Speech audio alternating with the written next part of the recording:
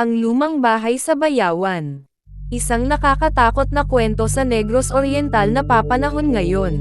Sa bayan ng Bayawan, Negros Oriental, may isang lumang bahay na ilang dekada nang walang nakatira. Isa ito sa mga natirang istruktura bago pa man ang World War II, may malalapad na bintana, kahoy na sahig na laging kumakalansing, at bubong na yari sa lumang yero na palaging humuhuni kapag umuulan. Matagal nang sinasabing may nananahan pa rin doon, hindi mga tao, kundi mga kaluluwang hindi matahimik. Ngunit nitong mga nakaraang linggo, dahil sa malakas na bagyo at lindol na yumanig sa lugar, may mga usap-usapang nakikita na naman ang mga anino sa loob ng bahay tuwing gabi. Ang assignment, si Rica, isang journalism student mula sa Dumaguete, ay nagpasyang gumawa ng documentary tungkol sa mga haunted houses sa Negros Oriental. Isa sa mga pinaka-interesante para sa kanya ay ang bahay ng pamilya Verdugo sa Bayawan, isang pamilya na bigla na lang nawala matapos ang isang lindol noong dekada 80. Ayon sa mga matatanda, hindi raw nila nakita kailanman ang mga bangkay, pero gabi-gabi pagkatapos ng lindol, may mga ilaw na sumisindi sa loob ng bahay kahit walang kuryente. Ang unang gabi, kasama ang kanyang kaibigang si Marco na cameraman, pumunta sila sa bahay bago mag-alas 6 ng gabi. Habang nilalakad nila ang lumang daan papunta roon, napansin ni Rica na tila bumababa ang temperatura. Ang hangin ay malamig at amoy lupa. Pagpasok nila sa gate, agad nilang narinig ang tunog ng pintuang kumalanseng, hindi dahil sa hangin, kundi parang may nagbukas mula sa loob. Siguro hangin lang yan, biro ni Marco, pero nanginginig ang kanyang boses. Nang marating nila ang sala, binuksan nila ang flashlight at napansin ang mga lumang larawan ng pamilya Verdugo, may ama, ina, at 2 anak. Lahat ay nakangiti sa larawan, maliban sa isang batang babae na nakatitig diretso sa lente ng camera, parang buhay pa. Ang bata sa hagdan. Habang nagre-record si Marco, napansin ni Rica ang isang anino ng bata na tumakbo paakyat ng hagdan.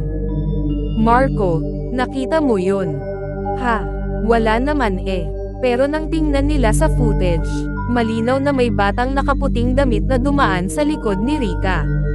Lumapit sila sa hagdan at nakita nilang may mga basang yapak ng maliit na paa papunta sa itaas. Ang problema, hindi umuulan. Pagdating nila sa itaas, biglang bumukas ang isang pinto sa dulo ng pasilyo, marahang-marahan, parang inaanyayahan silang pumasok. Sa loob, may lumang kama, basag na salamin, at isang laruan, isang manikang walang mata. Ang kwento ng matanda. Kinabukasan, pumunta sila sa barangay upang tanungin ang mga matatanda tungkol sa bahay. Isinalaysay ng isang matandang lalaki na nagngangalang Lolo Inying na noong 1984, lumindol ng malakas at gumuho ang isang bahagi ng bahay. Ang batang babae raw sa larawan, si Clarita Verdugo, ay naiwan sa loob.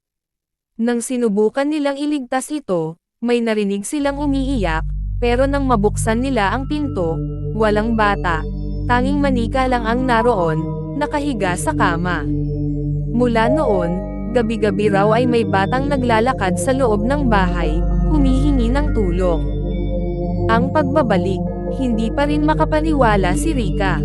Kaya bumalik sila ni Marco kinagabihan upang makuha ang final shot ng documentary. Ngunit pagpasok pa lang nila, sarado na agad ang gate sa likod nila. Narinig nila ang tinig ng bata. Mas mahigit, "Ate, tulungan mo ako, naiwan ako dito." Nang itutok ni Marco ang camera, tumigil ito bigla. Nawala ang ilaw. At sa dilim, unti-unting lumitaw si Clarita, nakaputing bestida, duguan, at hawak ang manika. Mas mahigit, "Gusto ko lang, umalis dito." Bago pa sila makatakbo, gumuho ang sahig, at tumilapon si Rica pababa. Kinabukasan, natagpuan ng mga rescuer ang camera ni Marco, basag, pero may natirang recording. Sa huling ilang segundo ng video, Kitang-kita si Rika at Marco na tumatakbo palabas habang isang batang nakaputi ang nakatayo sa likod nila, nakangiti, at kumakaway. Ang kakaiba, ayon sa barangay, wala nang bahay doon, nag-iba na ito sa lindol noong gabing iyon. Ngunit hanggang ngayon, may mga dumaraan sa lugar na nagsasabing nakikita nila ang liwanag ng flashlight sa gitna ng mga damuhan, at boses ng batang humihingi ng tulong mula sa lumang bahay na matagal nang wala. Ang Lumang Bahay sa Bayawan Part 2. Ang pagbabalik sa bahay ng mga nawawala. Lumipas ang isang linggo matapos ang malakas na lindol na tuluyang nagpabagsak sa lumang bahay ng mga Verdugo sa Bayawan. Isinara ng mga awtoridad ang lugar dahil itinuturing itong delikado at sagrado, ngunit gaya ng lahat ng kwentong kinatatakutan, mas lalo lamang itong ikinahanga ng mga tao, lalo na ng mga vlogger na mahilig sa paranormal. Ang Paranormal Crew. Sa gitna ng viral na balita tungkol sa nawalang estudyanteng si Rika at ang kanyang cameraman na si Marco, nagpasya ang tatlong vlogger mula Cebu, Ken, Lion, at Jero, na pumunta sa Bayawan para mag-imbestiga. Ang kanilang YouTube channel ay tinatawag na Tunay na Takutan, at madalas silang nag-feature ng mga abandonadong lugar. Pero ngayong gabi, iba ang pakiramdam ni Ken habang tinatahak nila ang daan patungo sa dating kinaroroonan ng bahay. Mas mahigit, bro, sure ka ba dito tayo pupunta? Wala na raw bahay dyan, tanong ni Jero habang binubuksan ang drone. Mas maganda nga sagot ni Lion. Mas nakakatakot kung wala na pero may nagpaparamdam pa. Ang hindi dapat ibalik, pagdating nila sa lugar, puro guho na lang ng kahoy, bato, at kalawangin na bubong ang kanilang nadatnan. Pero sa gitna ng lahat, may isang lumang laruan, isang manikang walang mata. Napansin ni Lion na tila bago lang ito, malinis at parang inilapag lang kanina. Nang itutok ni Ken ang camera, bigla itong nag-flicker, at sa screen, may batang nakaputing bestida na nakatayo sa likod nila. Paglingon nila, wala naman. Mas mahigit, pre, wag mong sabihin si Clarita yan, bulong ni Jero habang nanginginig ang kamay. Habang kumukuha ng footage, narinig nila ang mahina pero malinaw na boses ng bata. Mas mahigit, bakit nyo ako ginaising? Ang pagkagising ni Clarita, biglang lumakas ang hangin, parang may bagyong dumaan. Nagsimula ring gumalaw ang mga bagay, ang manika ay umikot ng mag-isa at tumigil, nakatingin sa kanila. Napansin ni Ken na umiilaw ang kanyang cellphone, kahit naka-off. Sa screen, lumitaw ang mukha ni Rika, mapatla, nangangitim ang mata, at umiiyak. Mas mahigit, tulungan nyo kaming makaalis, nandito pa kami. Bigla silang tumakbo papalayo, pero bawat direksyon na puntahan nila, pabalik pa rin sila sa parehong lugar, ang guho ng bahay. Parang niloloko sila ng paligid. Parang buhay ang lupa, ang katotohanan.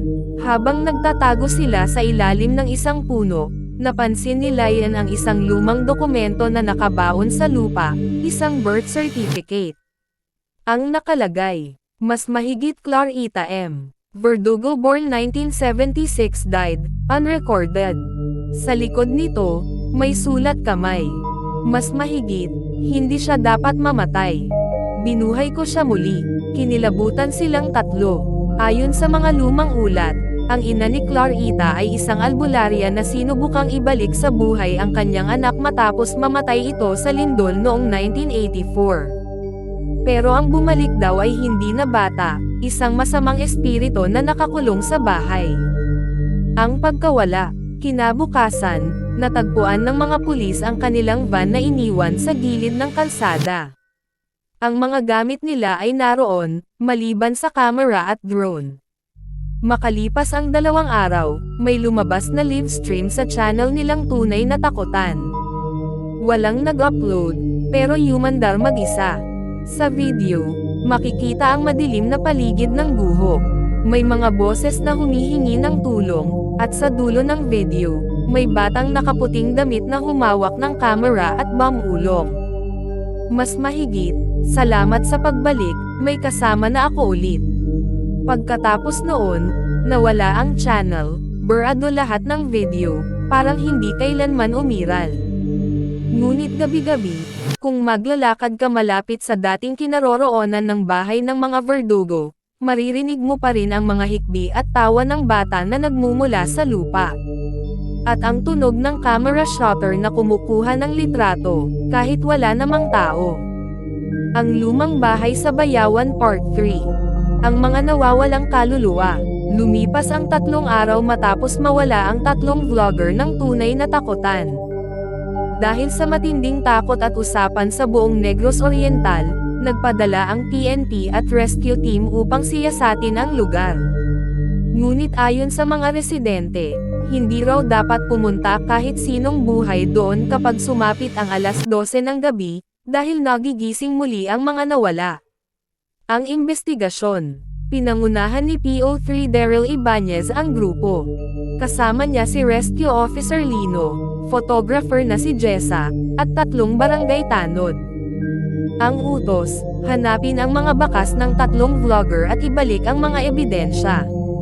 Pagdating nila sa dating kinaroroonan ng bahay ng mga Verdugo, napansin nilang may liwanag sa gitna ng guho, parang ilaw ng flashlight na gumagalaw. Mas mahigit, baka mga bata lang yan na nakikialam, sabi ni Daryl. Pero sir, walang bata dito. Lahat ng residente, ayaw lumapit, sagot ni Lino habang nanginginig. Habang nilalapitan nila ang guho, amoy sunog na kahoy at dugo ang bumungad. Ang unang babala, habang kumukuha ng litrato si Jessa, may napansin siyang mukha sa camera viewfinder, isang batang nakaputing bestida na nakatayo sa likod ni Daryl. Paglingon niya, wala naman doon. Ngunit nang tingnan nila ang screen, malinaw ang larawan. Isang batang walang mata, nakangiti, at nakahawak sa balikat ni Daryl. Mas mahigit, sir, may kasama ka kanina, bulong ni Jessa. Anong sinasabi mo? Bago pa niya matapos, biglang umiyak ang isang bata sa malayo. Napakalakas, parang nanggagaling sa ilalim ng lupa.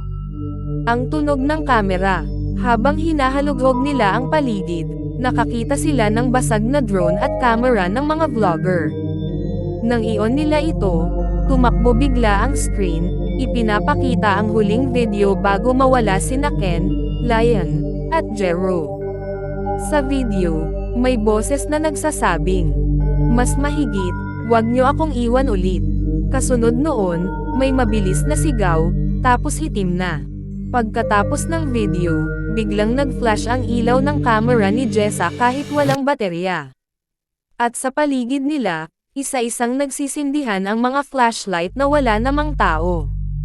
Ang albularya, sa labas ng lugar, isang matandang babae ang lumapit sa mga barangay tanod.